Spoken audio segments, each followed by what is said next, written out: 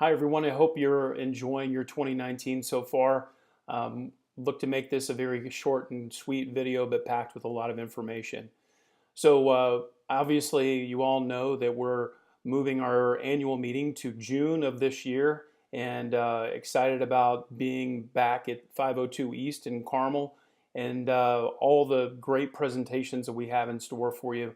Robert Medina has taken over as education chair, and he's generated some great excitement and has a lot of energy toward making this meeting a terrific meeting and celebrating this move to make it more available to our professional members who maybe can't attend in the fall, but certainly want to make sure that all of our students know that they're very welcome to attend and encouraged to attend. We have some great networking opportunities for you and more to share with you as time progresses, but we're looking forward to that meeting. Secondly, prior to that meeting is our IATA Celebrate AT fundraiser, and that's presented by School Health. Big thank you to those at School Health for supporting this event. There'll be more sponsors announced as we go along, but a thank you to Sarah Lucan and Eric Hall on the development committee in making this event come to life, and it should be a lot of fun prior to the annual meeting. Next thing I wanted to talk about is some work that the EC has done working on transition documents as well as updating the policy and procedure manual, so thank you to them. And we have a little project that the Honors and Awards Committee is working on reevaluating our awards criteria to make it, more accessible to more people within the state and help kind of, if there are any people that may not feel like they're ready to put nominees forward because of the criteria, we want to re-examine that, make sure that we're doing the right thing, and presenting a lot of opportunities to people to be recognized. So I appreciate the Honors and Awards Committee taking a look at that criteria and seeing if we're in the right place. Next, some of the things that we're working on as an EC this upcoming year is evaluating the term length for the president.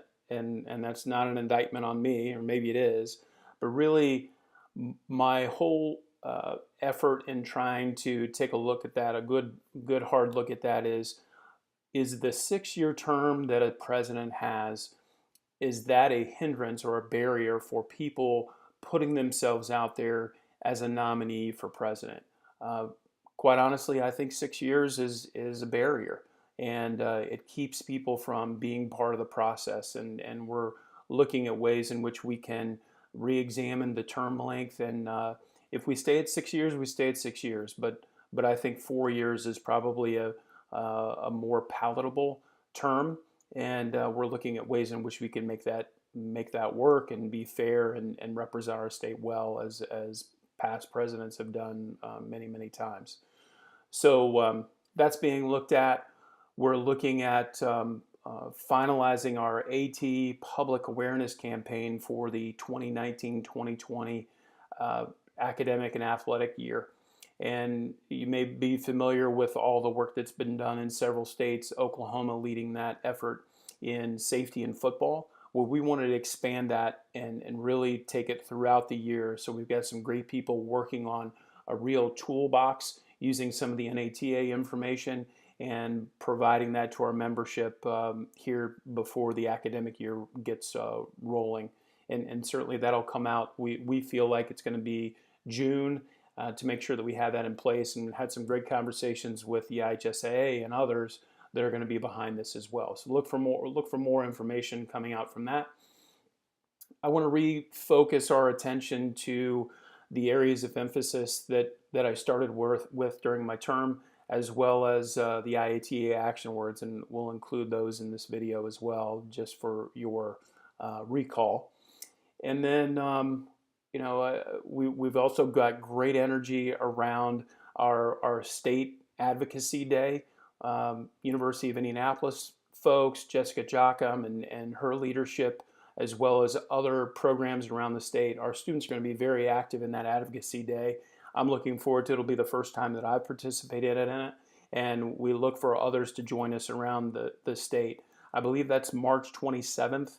I'll make sure when this video is finally edited, but it's a Wednesday, the last week of March, and it should be a great opportunity to talk to legislators and really advocate for our profession across the state, from the northwest corners of the state all the way to the south corners of the state. We're really looking forward to that and having a great turnout.